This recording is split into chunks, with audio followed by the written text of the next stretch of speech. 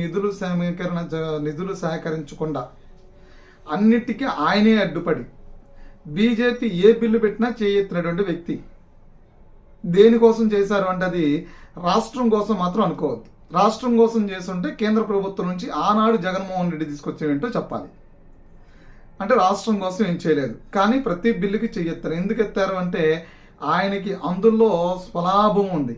స్వలాభం అంటే కేసులు, ఇతర అంశాలు ఉన్నాయి.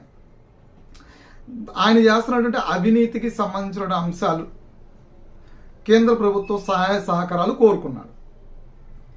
సేమ్ టైము అది అంటే ఆ పొత్తుని డైరెక్ట్గా పెట్టుకోకుండా ఆంధ్రప్రదేశ్ ప్రజల్ని మోసం చేస్తూ బీజేపీతో మాకు పొత్తు లేదు, మేము ఇండివిజువల్గానే ఉన్నాము అని చెప్తూనే ఆయన అక్రమ పొత్తు పెట్టుకున్నారు బీజేపీతో.